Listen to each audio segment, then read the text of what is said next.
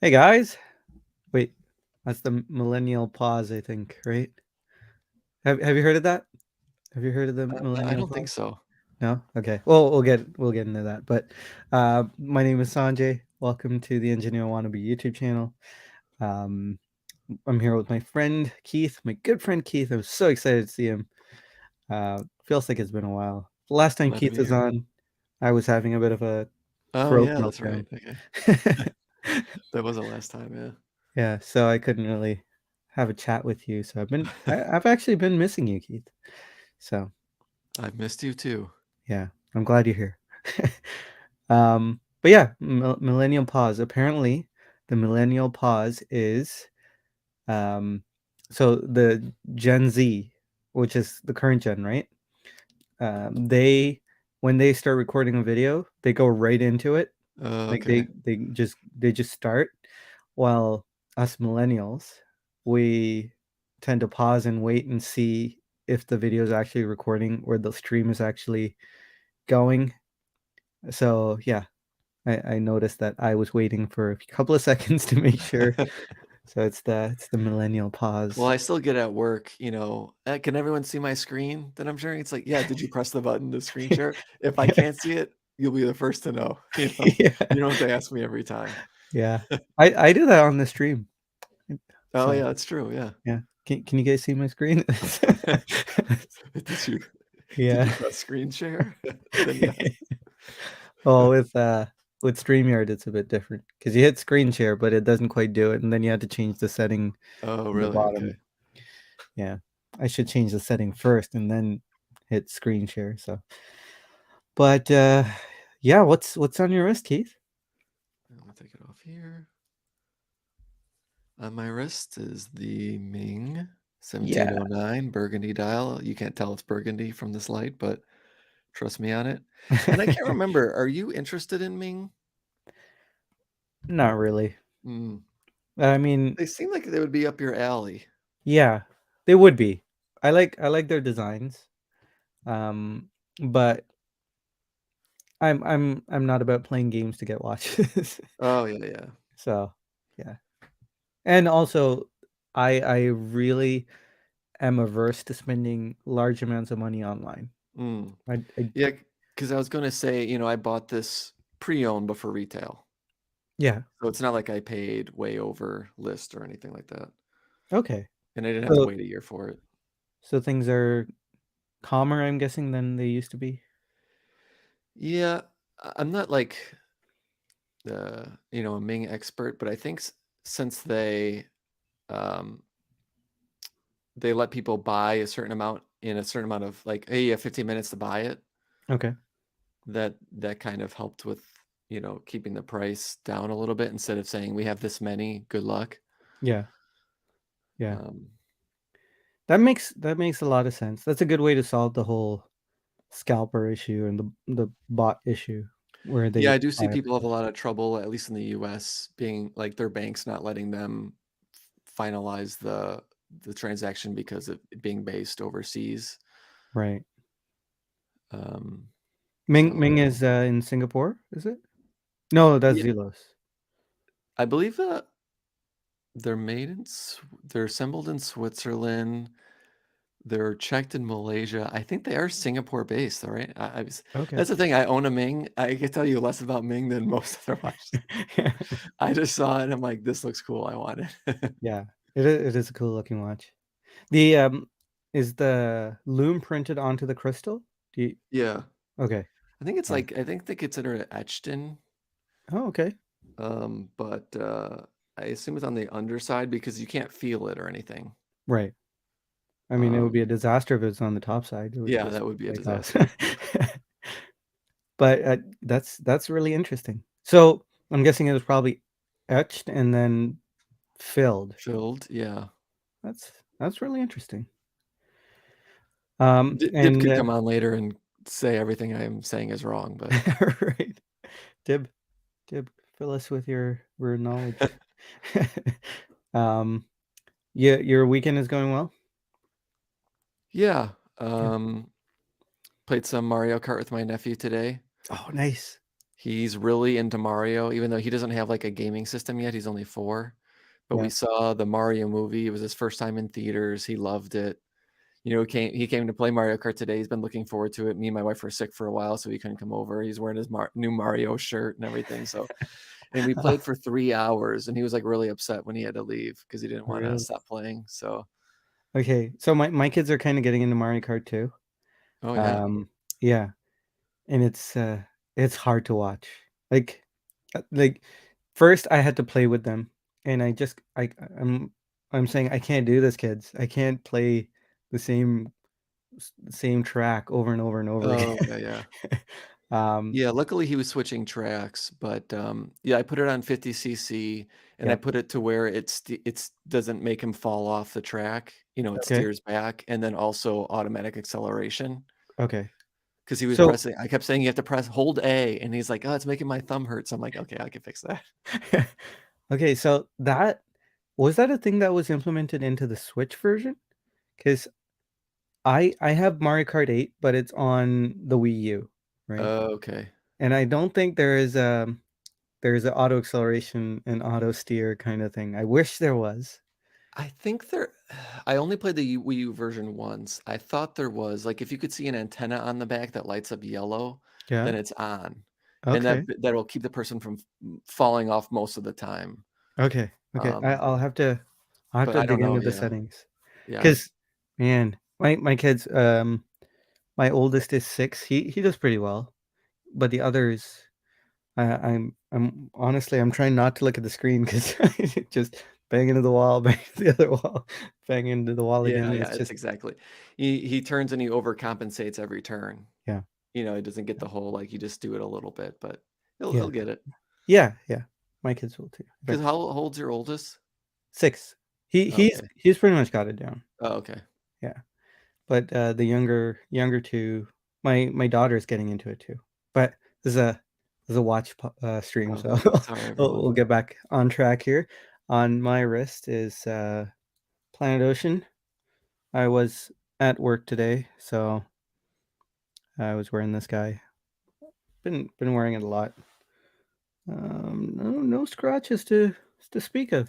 Oh, nice, okay. Yeah, Even though you were in it detailing and everything. yeah. Uh, let's say hi to everyone in the chat. We got Kevin Hawthorne, good to see you. Steve is here. Hello, Steve. Milo, good to see you. Chaz is here.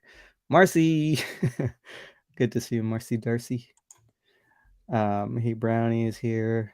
We got Joey. We've got Walter. Good to see you. Hey, Sam. Sam's here. Followed by Marcus, our 2 Australian friends. Good to see you guys. Deech, Mr. Deech, good to see you, sir. Hope you're doing well. And Conspire, I don't think I said hi to you, Ken. Good to see you. Um, Scrolling down here. Hey, Pete McConville's here.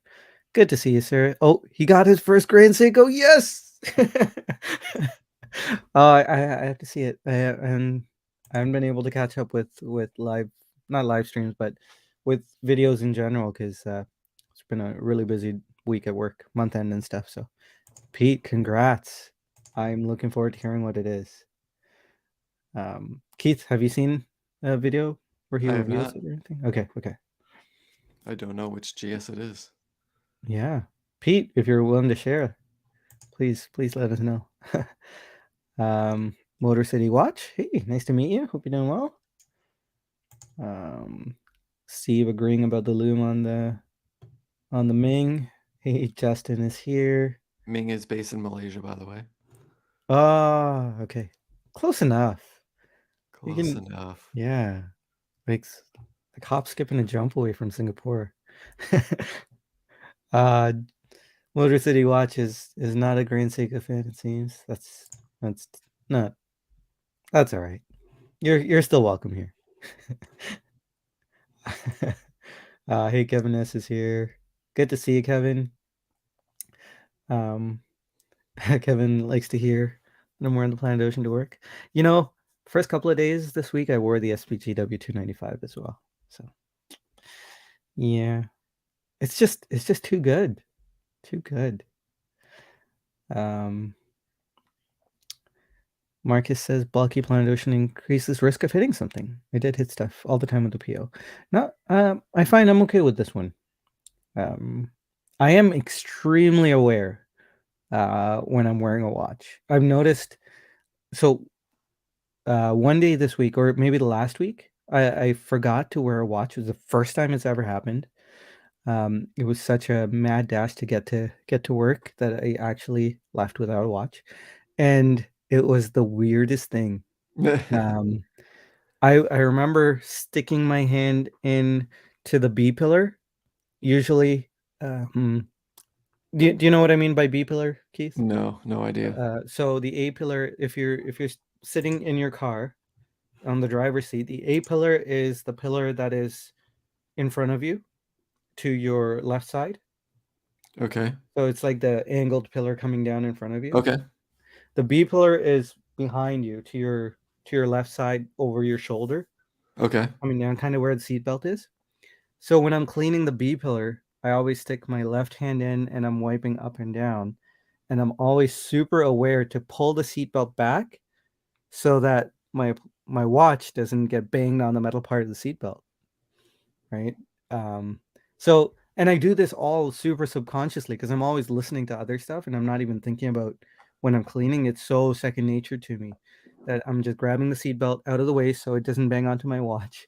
And that's just one example of like how hyper aware I am of my watch when I'm working. And the day that I forgot my watch, it was the strangest thing because there was no watch for. Well, when did you realize that you didn't have it? Like right when you got in the car and driving Yeah, away? yeah. Mm, I was leaving the house. It was too late for me to go back and get my yeah. watch. Normally, I would just go back. I'll be like, oh, I guess I'm a couple of minutes late. But this time, I was like, no, I'm not. I'm not gonna be that crazy. Because I was en route to being on time. So yeah, I gave up the watch for that day.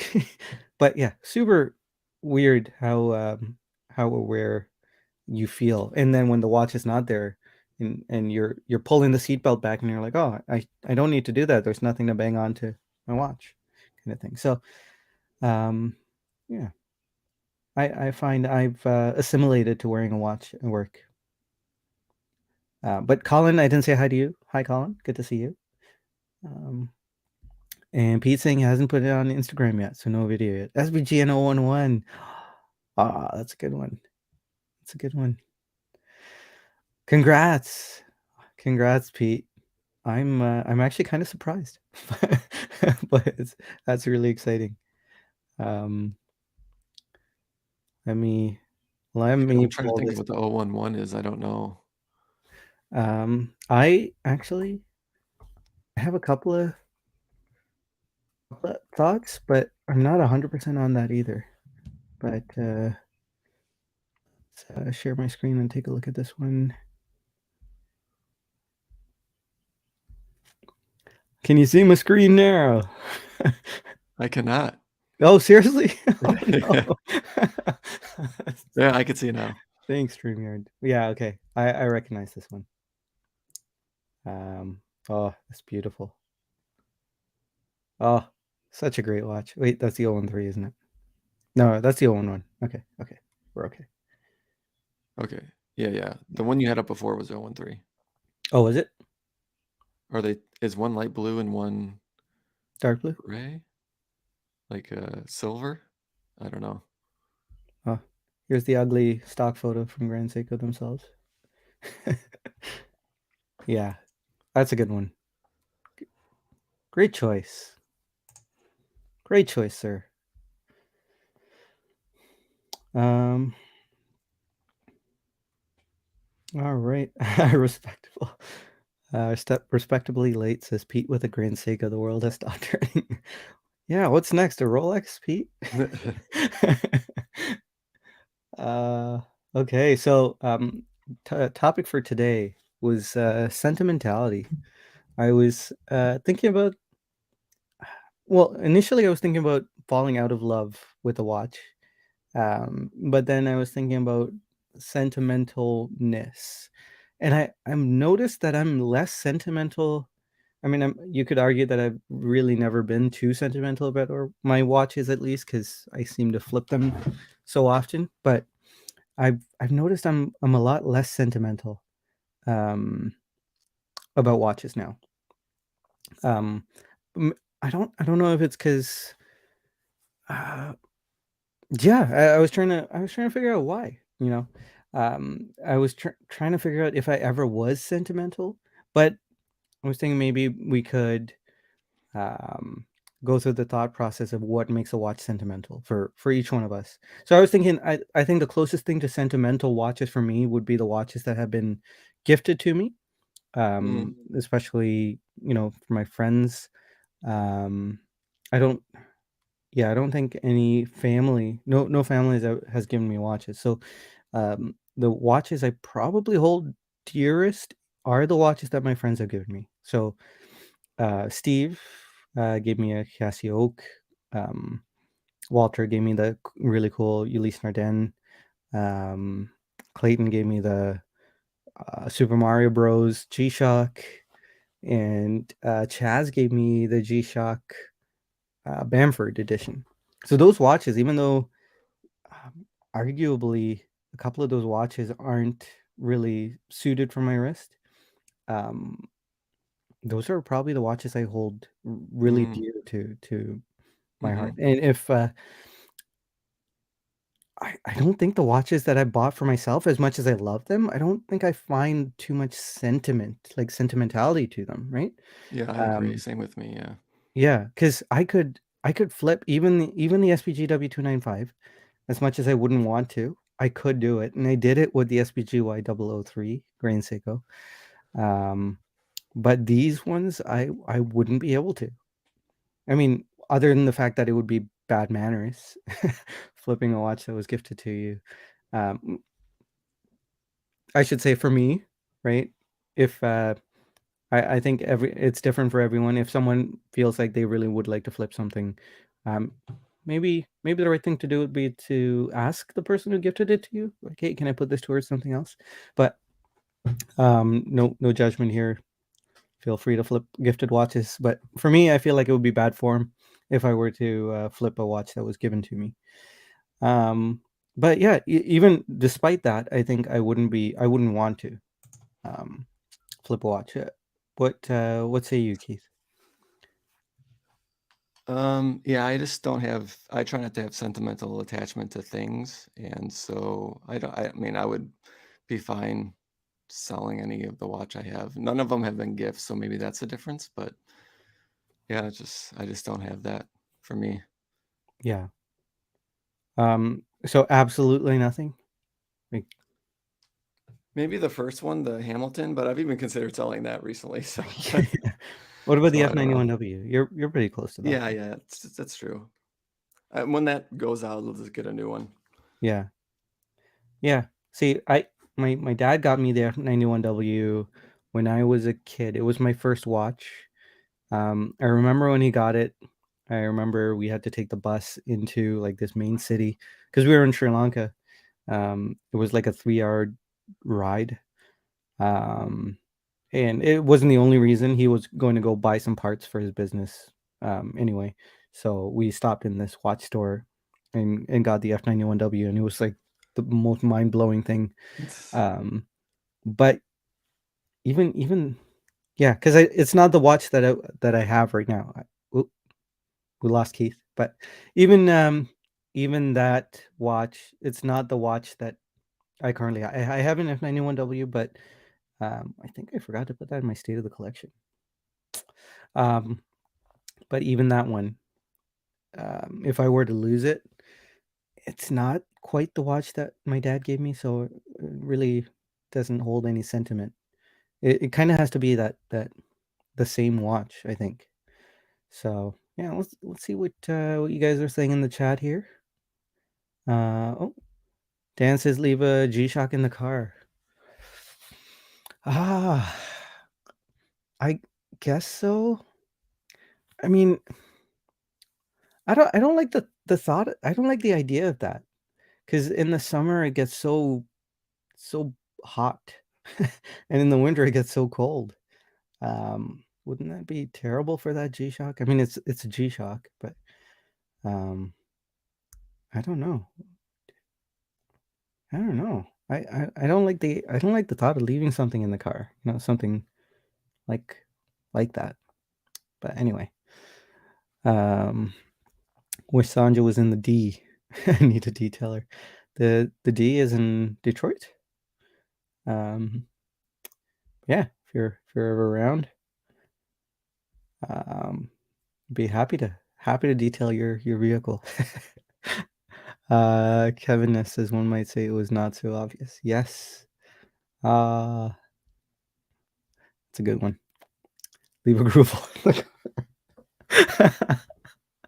Oh, that's a good one, Colin. Yes. He leaves a grooble in the car just in case. Oh, could you imagine? Could you imagine? It would be worth the car. Your car just doubled in value. um Pete says his only sentimental watches are gifts from family. Gifts or family heirlooms. Yeah. Um Marcus says buy mentally with included Breitling. Problem solved. There you go. Yeah, see, Kevin says you sold the watch you bought for your daughter's birth. So I guess we have our answer. Yeah, yeah, that was the Grand Seiko High Beat Seasons Summer. I yeah, it was I had it's the thought that counts, right? um, yeah. Joey B says manufactured sentiment never lasts long term. Andre June Watch Collector says, I'll bet Wolfie's gift to John Mayer holds tons of sentimental value. You know, I think it would. I don't think Wolfie would sell that. As much as he hates the G-Shock, John Mayer. I don't think I mean, sure it's not worth selling anyway, but um yeah, I don't think it's I don't think he'd sell it, even if he could. Um Wolfie might say challenge accepted now. Joey says the one luxury watch I received as a gift was given to me under false pretenses, so I don't feel bad for moving it on. I'm sorry to hear that. Um, yeah, I guess that's a good point. Yeah, that's very interesting. See, um, I've had I've had negative things happen to me, but I still find like that negative sentiment interesting enough to think about that I keep those negative items. I don't have a like a negative sentiment with a watch. I'm thinking of something else where I might be sentimental. Um, and I think I'd still keep I think I'll still keep that thing just to think about that negative emotion, you know? Um, Marcus F says, "Sentimental watch equals my late father's Seiko." That would be a very sentimental watch. Chassis and Keith was beamed up. Half Vulcan. I get the reference. Ha, Star Trek. Um, Respectably late says, I bought a watch with a little bit of my mother's inheritance a few years back in the early stage of my watch collecting at 900 Aussie. Was one of my most expensive watches at the time. Yeah. Yeah, I could see that. I don't know. Would that be considered? I guess it's different for each person, right? Some people find watches very sentimental. Like when I think of Andrew Morgan, the talking hands watchfinder, watchfinder gentleman, he he seems very poetic and sentimental about things. So so I feel like he could make any watch very sentimental to himself. Um, on the other hand, I probably couldn't. So if I were to put myself in your position, respectably late, I don't know, because I mean I did something, I didn't do something similar, of course. But I purchased a watch a few days after my daughter was born, intending to keep it, right? I didn't, and I don't regret selling that watch. I don't know why. It's just, yeah. So I've given up on sentimentality in that way. But okay, so this adding on to what he was just saying, he says it's known by my family and friends as my mom's watch. I wear it on her birthday. Oh, okay. So at that point, yeah, it can get very sentimental if you do that. I can definitely see that. That's very sweet, actually. Um, DP says I'm down to 10 watches. I could stand to shed two of those. The only unflippable watch is a Panerai my wife gave me. Yeah. Um, some funny comments about Keith disappearing. He did warn me he might have to bow out. Steve, hey, good to see you. Sorry I'm late, he says, but we are glad you're here, Steve. Okay, what is the D? Sanjay needs to come to the D for a watch. What is the D? Can someone? Is it Detroit? Bobby Legs, thank you, sir, for the super chat. Ain't easy carrying a stream solo. Um, I don't know. You guys make it so easy, though. You guys do make it quite easy. Just chatting with you all. So, um, but yes, thank you so much for the super chat. Keith was getting emotional. It's a good one. And hey, good to see you. Wolfie secretly loves the mirrors, he says. That's why he was gifted them. Yeah, absolutely. Wolfie doth protest too much. Hey, look at that, man of literature, Chaz. Um, watch gone, daughter stays. Yep, she's still here. Um, Joey says the way I look at it, you bought a watch to celebrate your daughter's birth with the best intentions, but you tried to manufacture sentiment. Didn't work out. Yeah, yeah. And I feel like another way that I try to manufacture sentiment is with pictures.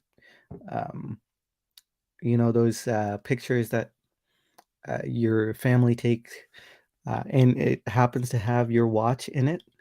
Oh, I get like this giddiness when I see a picture of my wrist that happened to be in a shot, and it's been, like, in a sense, immortalized because now it's gonna go into our Chromecast and it's gonna keep popping up. Um, and I try to manufacture that sentiment because I keep seeing that, but then, I tend to sell that watch on, and then I see the watch and I'm like, "Oh, hey, I wore that on that day. I should have kept the watch."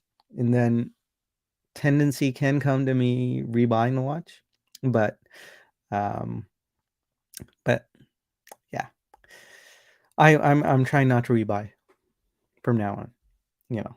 It's probably still gonna happen because I'm still gonna see the Speedmaster pop up on the TV with the Chromecast, with our photo album on there. But I will not buy the Speedmaster again. That's the thing. So that's another way I seem to manufacture sentiment, by whenever a watch is immortalized in a photo. Mm, but I was thinking a couple of other ways that can be sentimental. I was thinking, other than gifts, um, if watches were worn on special occasions, I know a lot of people, or a few people's stories revolve around watches that are worn on certain days. Um, I got into the watch hobby when I had my second child, and I have four kids. So on my third and fourth kids' births, I wore watches. I don't have either of those watches. I can tell you which watches they were. On on my third's birthday, original birthday, I wore the Oris Aquas Clean Ocean. And I actually rebought that watch because it was my third's birthday watch, right? So I owned the Clean Ocean twice. I sold it twice. On my most recent daughter, she on her birthday, I wore the Zenith El Primero A384. It was such a beautiful watch. Um, but I sold that one too. I was even Watch Bros with Colin on that day.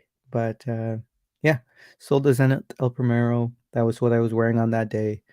I sold the SBGH 271. Am I getting that wrong? Yeah, I am losing my touch here. I got it right. Yes, I am not losing my touch. SBGH 271, the Grand Seiko Season Summer. That was the one I bought to commemorate my daughter's birthday. So even though I've worn multiple watches on significant occasions, I think the biggest one would be the SBG Y003.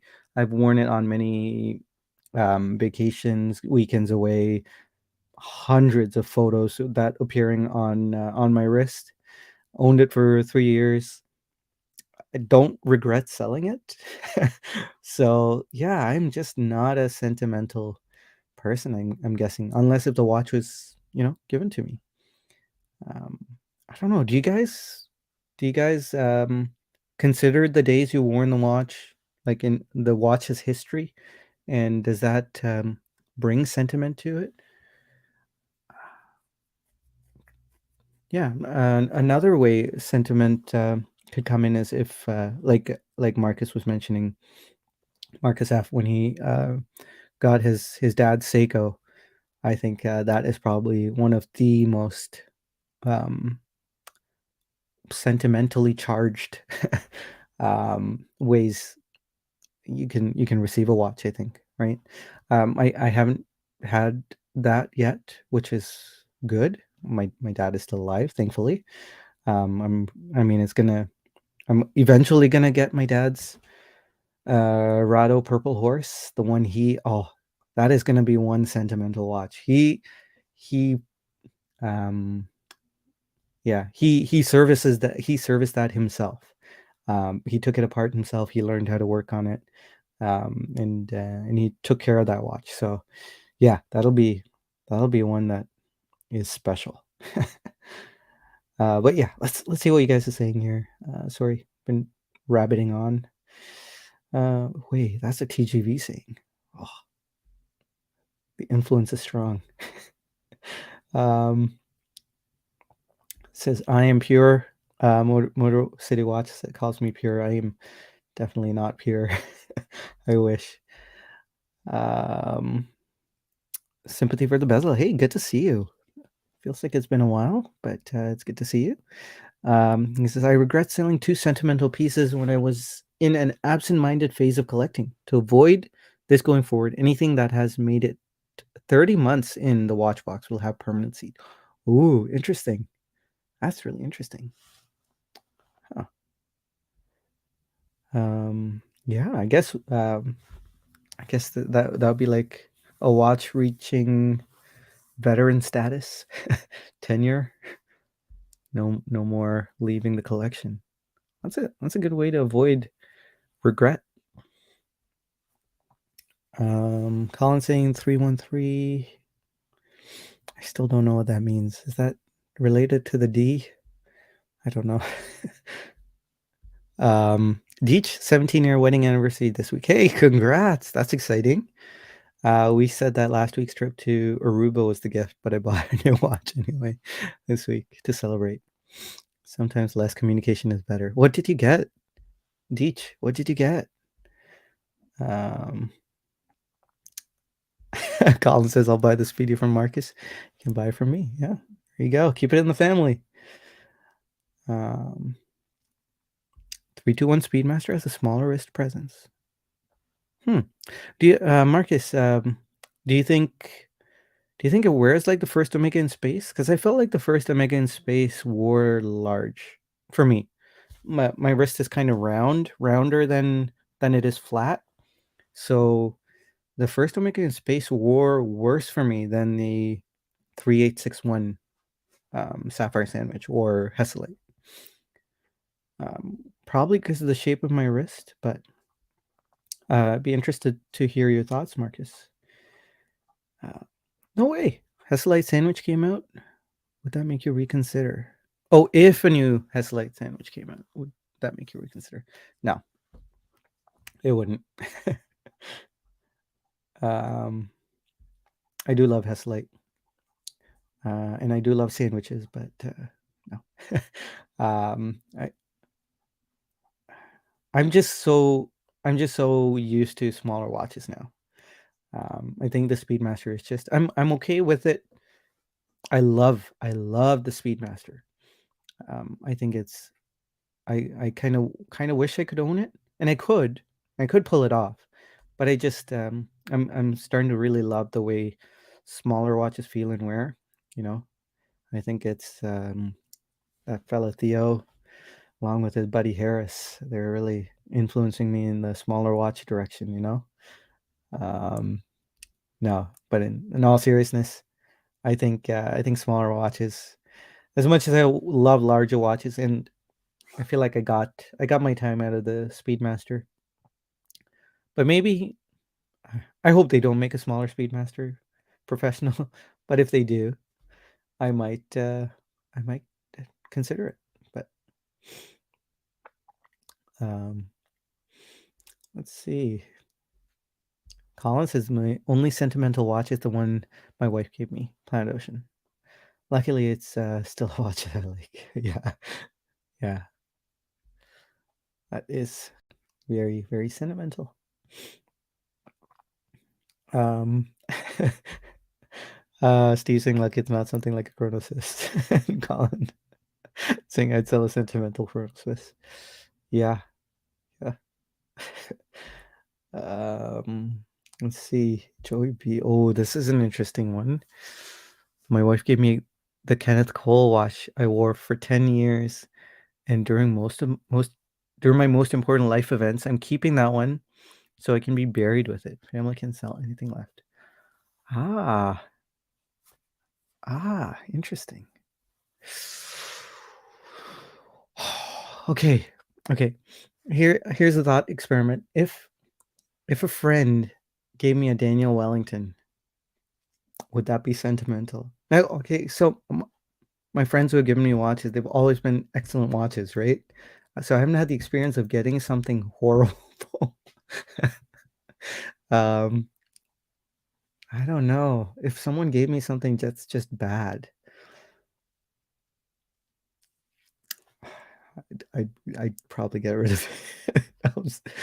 um, I'd apologize profusely, but I'd be like, hey, this watch, um, can I throw it away and get something else and put your name on it? Kind of like, those donation tickets where you can put someone else's name on it.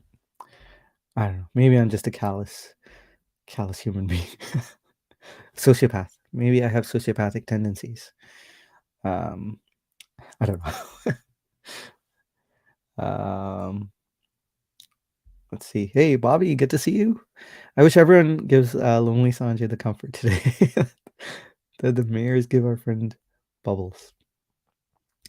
Well, that's a very kind sentiment. I am not lonely because you guys are all here. All 48 of you guys. Thank you for being here. Um SPB 207, 140th Seiko. Nice. Nice. That's a really nice one. Is that the one with the like the white birch kind of dial? Let me double check. SPB 207. Ooh. Oh, it's a sumo, isn't it? Um Oh, no, sorry. That's not a sumo. That is the correct Seiko to get. That is excellent. What a great choice. Oh, each good choice. Yeah, so good. Um, the only qualm I have with that is the 6 hour 35, but that's not even a big deal. Um, Pete saying people talk of big and small wrists, but isn't the real divide tubies versus flatties? Um, yeah, I suppose so, Pete. Because yeah, because our friend Dib, he has the same size wrist as me, but his wrist is a lot flatter, and so watches like even the Panerai that he owns looks okay on his wrist. That Panerai would not look okay on mine. But at the same time, I can wear a 33 mil Ulysse Nardin and enjoy it, and it'll look good on my wrist. 34 mil Seiko Presage looks good on my wrist. 34 mil Tutorial looks good on my wrist. Um, so yeah, tubies versus flatties. That's a good point, but how do you quantify that? You get like the radius of your wrist. That's hard. 2 pi r squared area. Oh, yeah, you can't really quantify that. I guess if you measure the flat of your wrist, but then even if you measure the flat of your wrist, um, you can still kind of see part of your wrist that curves over. So you might be measuring that wrong too. I don't know. So it's a lot to think about there. Um, Bobby says, don't say you love the Speedmaster and dump it every time looking for ex girlfriend. Actions speak louder than words. You're fond of the Speedmaster. Um, is the more apt term. Am I fond of the Speedmaster? No, no, I love the Speedmaster. I love the Speedmaster. Um, like I love you, Bobby, right? Um, we're not gonna get married, but I'd give my life for you. Does that make sense? Like, take a bullet for you. That's a more apt term. So kind of like that. Um, I love the Speedmaster on someone else's wrist. Does that make sense? um, that's a good one too. If a friend gave you a Daniel Wellington, he's not your friend. That's good. It's the thought that counts. Respectively, so my partner and daughter chose the colorway of my Super Ocean Heritage, so it's somewhat sentimental. Yeah, I see that. Um, I chose the model, but they had input in the white silver dial. Oh, okay. But what if they picked something that was egregiously not to your liking? What do you think would happen? Like, how would you feel? I know I'd veto it. Like say if I wanted the new Super Ocean, which I do like the new Super Ocean. I know it's not a not a watch a lot of people are fond of, but I like the new Super Ocean. And I say to my wife, "Hey, I want a Super Ocean. Can you pick a color for me?" She's gonna pick the right color, obviously. But um, let's say if um, someone with a more of a hilarious personality picks the bright orange version. I mean, it's not a bad colorway, but it's just not for me. Sorry, Chaz. but I would veto it. I'd say no. Please pick something else.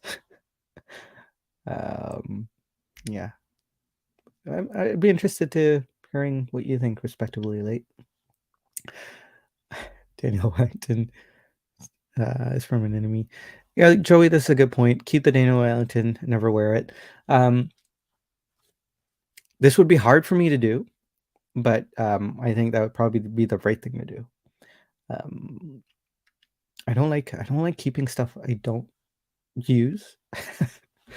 Um, but yeah, it would be the right thing to do. Let's see. I'm gonna skip down because I do think I'm pretty far behind. Sam asking a good question. Is a problem with the 6R35 that is not regulated, or is there something else? No, no. Regulation doesn't really matter to me. Um, the accuracy doesn't really matter to me either. It's I think it's deviation. I I I don't mind if something is inaccurate as long as if it's consistently inaccurate. I think if it's wildly going from one to the other, um, like my experience with the 6R35 or 6R15, yeah, the later iterations of the 6R15 was that they'd be minus 21 day, plus 5 the next, minus 35 the next. It's just all over the place. And it would work fine, but it would really bug me. Um, I'm not. I used to be really into accuracy as well, so that I'm no longer like that. Like I don't mind. I don't mind minor inaccuracy, but that's just my big gripe with the 6R35. I mean the King Seiko I had with the 6R31. Hey, Keith's back. Good to see you. Sorry, I had to tend to something. No, I'm no, back no though. worries. Glad you're back. I was just Um, saying, um, just to finish my thought, was the 6R31 that I had on the King Seiko was actually quite good. So it's just the roll of the dice is my concern, and the fact that it's not all just consistent. I wouldn't mind if it was consistently bad, but it's good one day and bad the next is kind of not the greatest for me. Um, I was I was waiting for this one. I knew someone would say it. Had to be Pete. Tutorial doesn't look good on anyone's wrist. Sorry. I was waiting for it. I was waiting for it. can I go back Uh, to something really quick? I caught the yeah, yeah. very end of what you were saying right before I joined. Okay, yeah. And do you feel like you're talking about would you keep a gifted watch that you didn't like? Yes, yeah. And like, is it if a gift is given out of obligation, is it truly a gift? Like, or wouldn't that person, if they wanted to bring you joy, be happier that you would be, have something that you really would enjoy? Like maybe take that Daniel Wellington in and get something else, maybe for the same price that you might like or something. I don't know. Yeah. Yeah. Yeah, you're right, a true gift would probably come with a gift receipt, right? Yeah, yeah. Well, and once it's gifted to you, it's yours to do whatever you want. Now it's Yeah. easier said than done, but you should be able to whatever sell it or whatever. I don't know. Yeah. It's better in thought than in practice. But, like, if you gift like, if you are gifted the watch and then you keep it, do you feel like you have to wear it around the person who gifted it to you? Like, "Oh, so and so is coming over for dinner, I better put on my Daniel Wellington so they think I'm really" so, like, it's kind of like a kinda lying to them, Obligatory. like, "Oh, yeah, I really enjoy this even though I never wear it except for when you're around." I don't know. Yeah. See, I wouldn't be able to tell them I enjoy it. Um, Yeah. yeah, so if they asked me, I would have to say I would have to tell them it's not good. Yeah, well, I Um, think I mentioned to you before that, my brother-in-law, he found out I was into watches and like, "Hey, I have a watch, like, I'm not wearing. Do you want the watch?" And he's like, "Yeah, it's a Fossil." And I said, "Nah, I'm kinda picky, I just like to wear the watches that I have." And he's like, "Whoa, that's, he's, that's kinda blunt, but okay." that's It's not like, blunt "Hey, at all. that's I'm just, uh, I'm just telling you how it is, you know?" Yeah, that's not blunt. That's not blunt. No, blunt would be, "No, fossils suck." Good. Yeah, I don't know if I definitely didn't say that, but, I, yeah, I don't know if blunt is the word to use. He's like, "Oh, you just tell it like it is, huh?" I'm like, "Yeah, just tell it like it is." Oh, that's good. Wait, I mean, yeah, it would be better than having to lie to that person every Yeah, time. yeah, yeah. Yeah. Yeah. Well, What would you call, like, a gift that's given out of obligation? Just, like, because it's your birthday or something and someone just gives it to you? Not out of obligation, I guess the obligation to keep it. Like, if the gift is given out of obligation that you must keep it. I know a lot of people who keep stuff just because they were given it as a gift, and it's in Yeah. their basement, or they'll never see it again. Like, that's the kind of obligation I mean. Mm. A gift given because it's someone's birthday, I mean, I do it sometimes, you know? Yeah, yeah, So, I always like giving my wife stuff when it's not on a certain day, when it's just yeah. like a random day, because I feel like that has more meaning than like, "Okay, it's our anniversary, let's see, what do you like? I guess I'll get this for you," you know? Right. But, anyways. Yeah.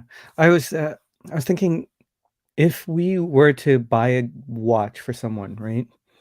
And we put a lot of thought into it, and we get, like, this really nice watch for, say, $500, Mhm. and and you think it's the perfect watch for them, based on their active lifestyle or what they do day to day, and you put a lot of thought into it and you get it, and they take it back to Macy's. Let's say it's a nice Seiko 5, um, and they come back with a Daniel. Yeah, it would hurt, but, That would hurt. if it makes them happy, if it brings joy to them, so be it. Oh, that would hurt a lot. One time, Oh, sorry, I'm going off the rails here, and no, no, I no. was gone for most of it, but one time, my wife is like, "Hey, this guy at work, like, he's buying a watch, and do you have any watch suggestions?" Like, you know, because 'cause you're into watches. So I sent him all these suggestions. He bought a MVMT Yeah. after I sent him all this, but he seemed to really like it, so Yeah. Oh, I know, my boss, he mentioned MVNT.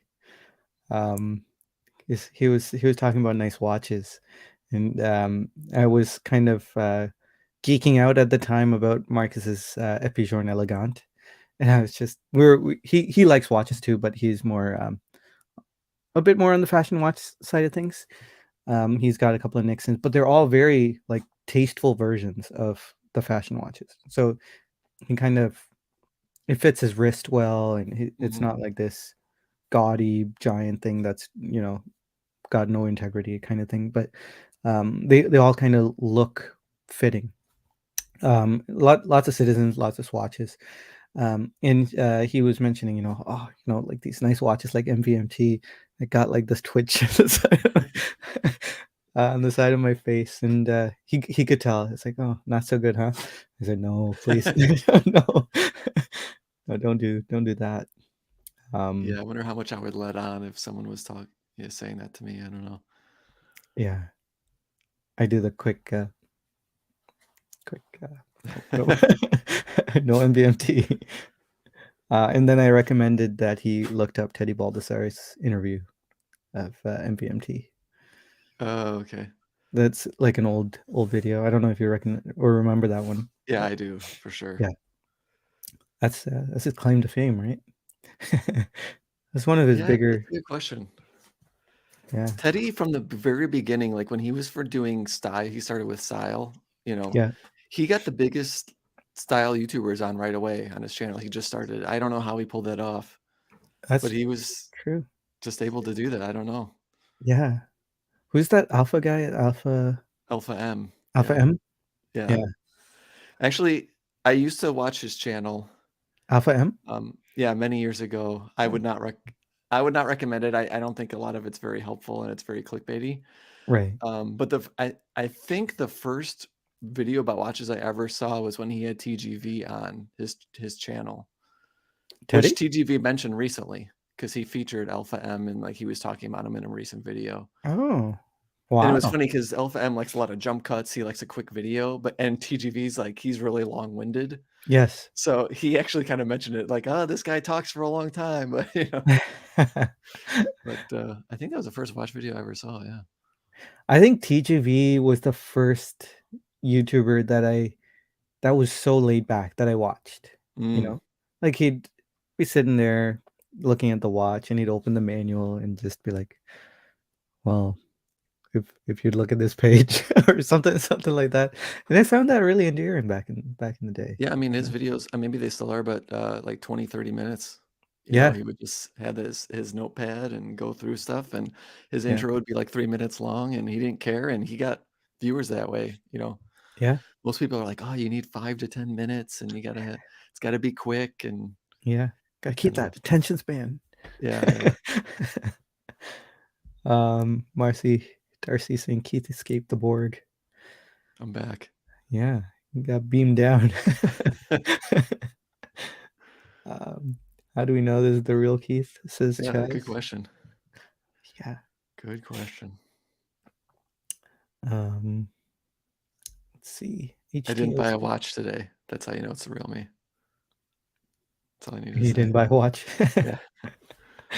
Not yet. One of these days. HT asking about the JLC master control. Je l'écoute. Um, I don't really, I don't really know enough to comment about the master control series. I mean, they're beautiful watches. Like the ultra thin is what I'm thinking of. Ultra thin moon phase. Yeah, I don't really know enough to comment. HT Keith, any thoughts about the JLC master control? No thoughts at all. Not a brand I No. pay attention to. Yeah. I don't think the sector dial is part of the master control, is it? Um, I know this is bad to say, I've seen reversals in person. I don't quite get the price on them, but it's not something I would focus on. yeah. Now, it's always kinda surprising seeing the price, but, I don't know. Mr. GMT says I'm new to your channel. Find it very interesting. Well, thank you, sir. We're just hanging out, um, having a good time. So, yeah, glad you're enjoying it. Timely Behavior says he's new too. Welcome. Pleasure to meet you. Um, what watches do we talk about here? Mostly Seiko Grand Seiko. Mostly, but we dabble in all sorts of things. Saturday nights is mostly just to hang out, talk about watch conundrums and crises that we're having. So, Sprinkle in Omega, some Tudor. yeah, Omega Tutor. That's Sanjay for you. And we have our more distinguished guests talk about Patek, Mm, um, Chapek, Moser. Yeah, and we bag on Rolex a little bit. yeah, try not to talk about micro brands too much because then, Sanjay starts to fall asleep, you know? No, no.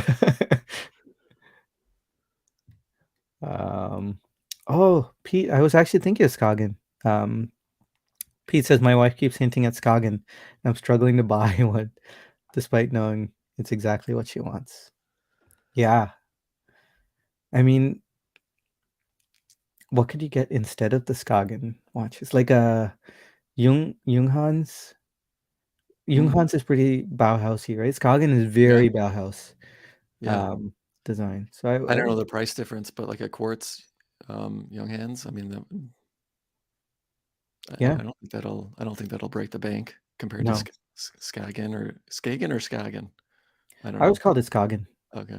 I'm guessing it's Skagen because it's Norwegian or something like that.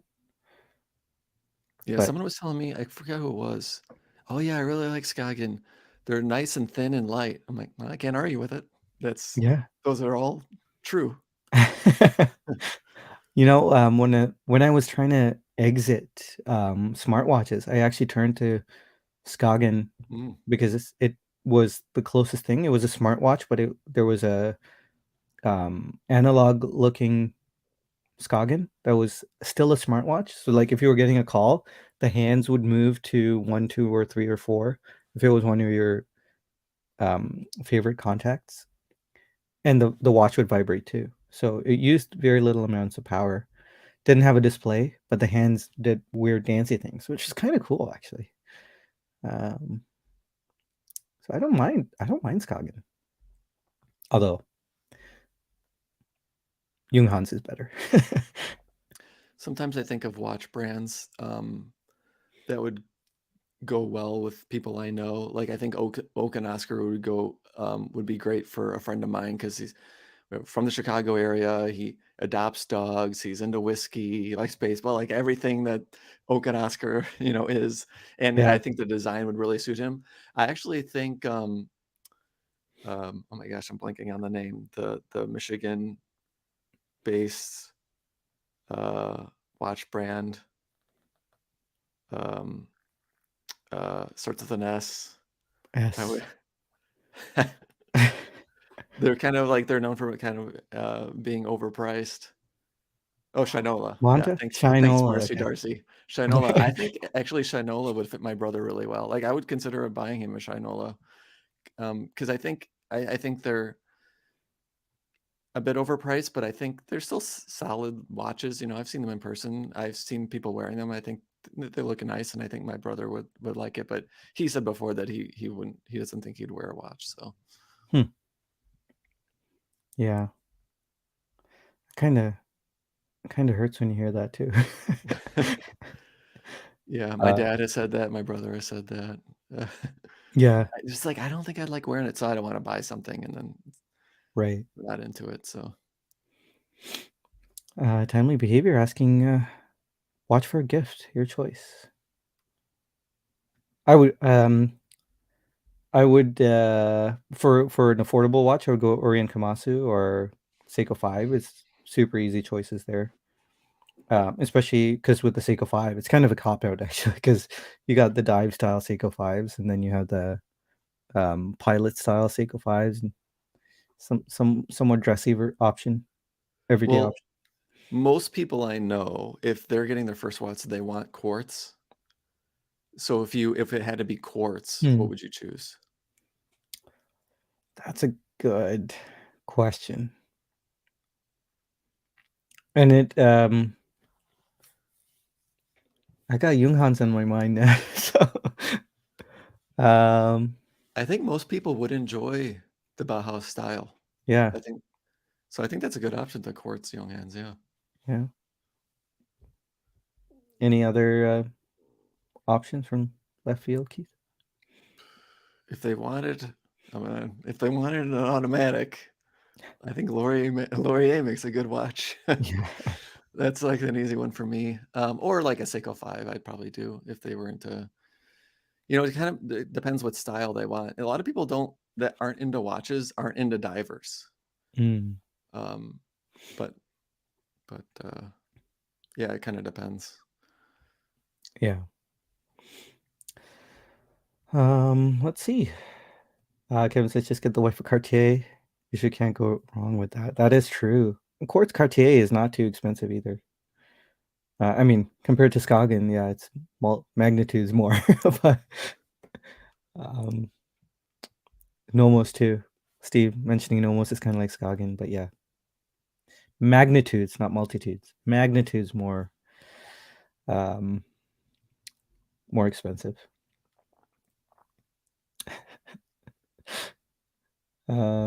Maybe Keith should get a Skagen. Sounds right up his alley. Because they're lightweight. Yeah. Yeah. Yeah. Funny guy that Kevin is. Funny guy. Get her an Elkown puppy. That's the same Norwegian connection. Okay, so I'm gonna scroll down here. Mark Whaley says his favorite course is a Conquest VHP. Those are so cool. Um, I have a real soft spot for the Conquest. Especially the VHP, which has the little LED sensor or IR sensor on uh, on the inside, and your phone will like flash the time and it'll set itself. Have you heard of that? I have not. No. Oh, it's really really cool. And I think it's like a $500-600 watch. Gray market. I don't know if that's its retail price, but yeah, very very cool stuff. Cowboy Swami asking for thoughts on Zen U1 compared to Omega Rolex divers. I have no experience with the U1. I have experience with the U50. Um,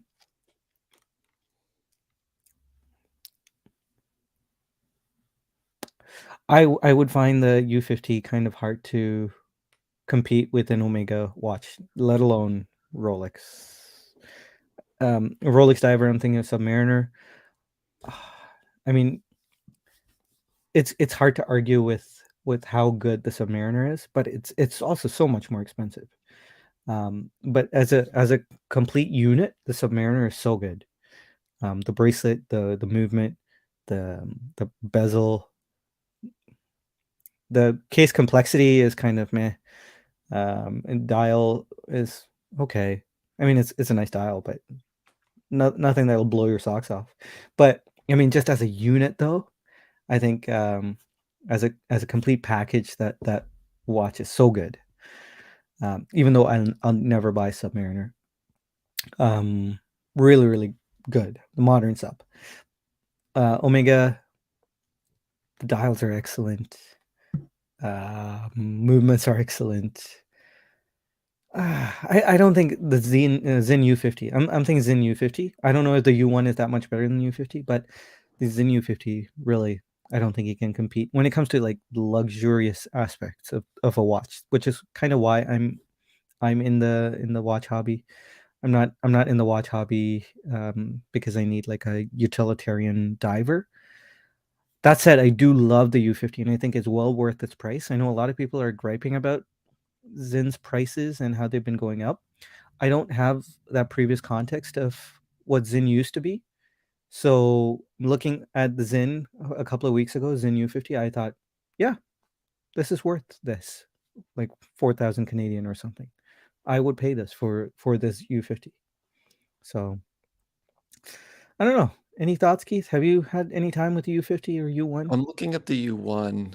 I have not had any experience with Zen. I'm just seeing one on eBay right now, pre-owned for 1,700. Um, but it's just the the watches are just different price ranges, different looks. It's just hard to compare them. They're so different from one another. Yeah. You gotta ask yourself, what you like more. It's hard for someone else to answer that, you know? Kevin says it pretty well here. It's not on the same level, and the price reflects it, and it's true. Yes, it is so much more affordable. Except when you're thinking of maybe older, like you can still get those previous gen Omega Seamasters, and they're around the same price as a Zin U50. I'm guessing the U1 is more expensive than the U50, so you could kind of artificially create this overlap in price. But Cowboy Swami actually responded, the tegmented submarine steel would outperform them. Yeah, you can't beat the hardness of the tegmented steel. It's gonna be more durable, right? Um, it won't show scratches. It's gonna wear well. So, but if you're coming at it from the perspective of like a luxury watch perspective, yeah, kind of a hard comparison there. I mean, most important to me, looks, obviously. I Mm. don't like the look of a U1. It's just not my style at all. So I wouldn't personally go for that, but many people like the look of it, so Yeah, yeah. I like the look of the U50, and I'm pretty sure U1 is kind of designed cohesive with the U50. Um, I do like the look. It's traditionally not what I would wear, but I I'm seriously considering a T50 or a U50. So, um, Pete, saying wear a U1 to a meetup, you'll be a unique collector amongst a sea of generic submariners. Yes, yes, well said. You'd be different, and Pete with his Grand Seiko now would be. Um, I guess you'd say he'd be part of the crowd too. There's a lot of Grand Seikos out there now, um, right? But I we're kind of we're kind I of don't I getting don't leave lost. the house, so Uh, I don't yeah, really know.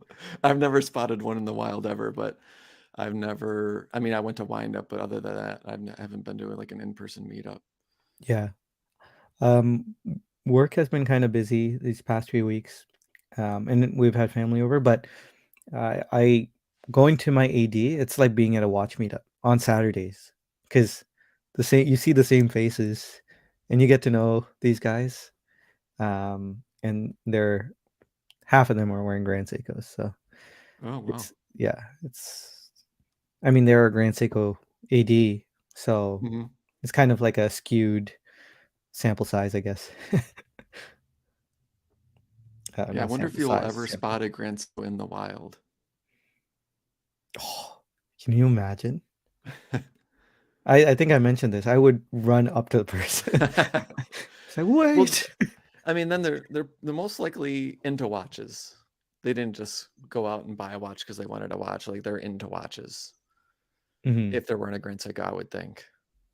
So Yeah, that's yeah, a conversations, that I would want to start up as well. yeah.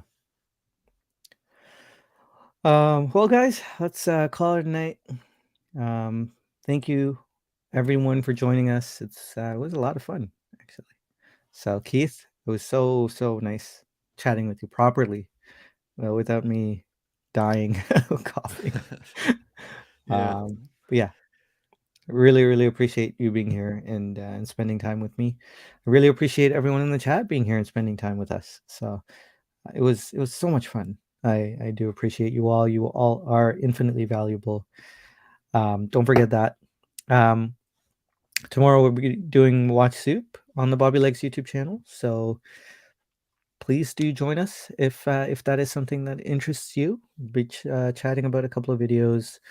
Um, One would be the next Anachronist video from Watch Crunch with Andrew Morgan. Have you Mm. seen that one, Keith? I saw it posted. I did not watch it. Okay. Yeah, it was an interesting video. I did not anticipate um what's his name? Max. I did not anticipate Max to curse like he does, right? And I just didn't expect it, and I was shocked. um it was jarring. I'm shocked when someone doesn't curse. Yeah? It's just, yeah. Yeah, it I mean, was I guess I'd be shocked if you curse, but yeah, that's probably the only person. but see, yeah, I guess I haven't watched Max's videos recently, and it was yeah, I was detailing when I heard it, and I winced and almost dropped my head. But yeah, anyway, that's a whole other thing. We'll talk about that tomorrow. Um, yeah, Keith, anything you'd like to promote, talk Nothing. about? No. No. Alrighty, guys. If I don't see you tomorrow, hope you all have a great week. And hopefully, see you next week. Take care, everyone. Have a good night.